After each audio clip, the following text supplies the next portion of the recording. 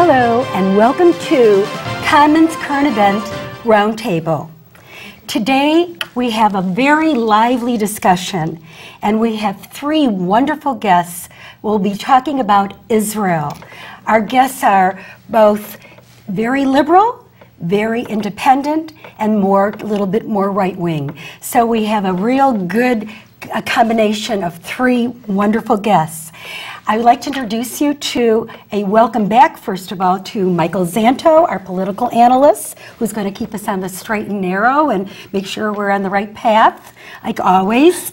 And Dr. Albert Miller, who is professor of cardiology at Northwestern University, and Ben Abraham, who is an industrial engineer and who has been born and raised in Israel and is now part of the United States, American citizen. I'd like to welcome all three of you today on Cahnmann's current event roundtable. Welcome. Thank you. Thank you. I would like to start out with something that Hillary Clinton made a statement, and it had a lot of rousing anger from the other Middle Eastern countries, and I will read it to you, and you will let me know what you think of this. Palestinian officials accused Secretary of State Hillary Clinton of undermining progress toward the Middle East peace talks after she praised Israel for offering to curb, and I use the word curb, some Jewish settlement construction. However, the Palestinians rejected the idea of resuming peace talks, demanding that Israel must freeze, not just curb some, but freeze all construction of Jewish settlements in the West Bank and East Jerusalem.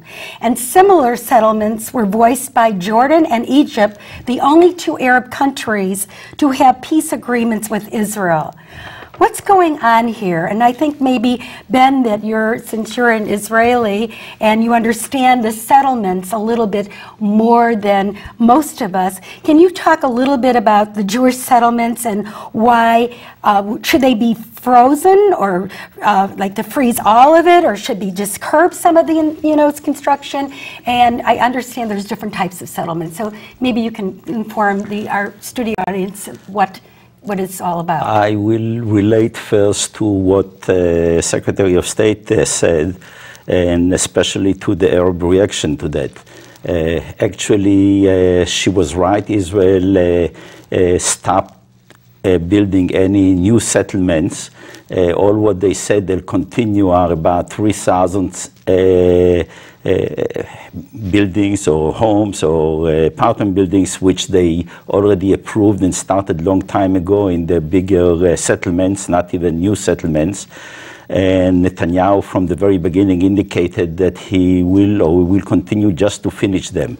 So if the Arabs and the Palestinians really wanted peace, they could have even accepted Hillary's statement that Israel did already certain concession by agreeing not to construct any new settlements. Could you tell us a little bit about settlements? Yeah. We hear the word settlements all the time, and there's a lot of people out there that really don't understand what the settlements are, who lives in the settlements, and why are they moving into those areas if supposedly they're right now. And I'll talk to Ben for a second, but I want you to feel free to chime in, Ben and Michael and Al. The settlements supposedly are in the areas that the Palestinians consider to be their future land, and that's why they are opposing to the settlement altogether. Now, who lives in it? The Americans live in there? American people? There are many American Jews who live in there. There are many Israelis and other people who moved into the settlements. Now, many of the people who live in the settlements believe that Israel is not limited in the territory just to the present areas of Israel, but that Israel has the right for much wider territories.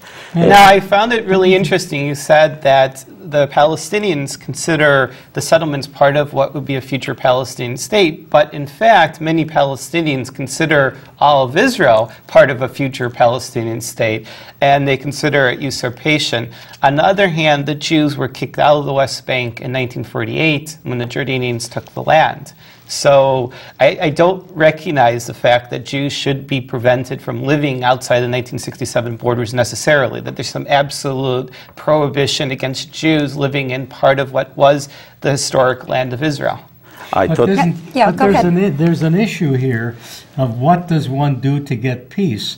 And if I remember right, the Israelis offered to swap land for the area that's now being occupied by the settlers. So that really the response, unfortunately, of the Palestinian government really speaks against their really wanting a peaceful agreement. I totally agree with you because if they really wanted peace, right now there is a semi-freeze on the settlements. So really these 3,000 units will be finished within the next 6, 7, 8 months. And then there would be a total freeze because Netanyahu, Prime Minister of Israel, agreed that that's what he's going to do now. And after that will stop. So really, whether, it's frozen right now or not, if they really wanted peace, they could have continued with the peace process. However, the Arabs generally and the Palestinians in particular are not really interested in peace. They're interested in destroying Israel. I would reverse the order. The Arabs in general are interested, many of them, in Israel going away, even if it cost 1 million dead Palestinians, God forbid. I mean, they've shown a willingness to sacrifice many Palestinians, their very lives if necessary. I think that one of the things is that certain Arab leaders, maybe for public consumption, actually want to see verbal pressure on the Israelis. They want some discomfort on the Israelis. This is not nation building a Palestinian state. It has historically always been about destroying or preventing a Jewish state. Let me get in here right now, because I want to talk about the right and the left. Now, there's two groups, and these are Jewish groups. The right, I understand, you can find groups who want biblical land of Israel. They want the west and east of Jordan River, and they feel they have the right to settle anywhere they desire. And they're referred to as settlers. And on the left, I understand, they're called peaceniks, who feel that Israel can give in to most of the Palestinian demands in a miraculous way. The Arab declared intention of destroy Israel will disappear. Now, what is this left and what is this right? This is what you hear all the time. And these are Jewish people. Some people feel that this is the land of Israel, and other ones feel that we're taking it away from the Arabs. Can you address that? I think you have to put one element in here that isn't covered by that, and that is the demography of what is happening in the Middle East. And the reality is that the Israelis have very little future if they don't end up with a two-state solution. And this is irrespective of whether we call them settlers or peaceniks or whatever.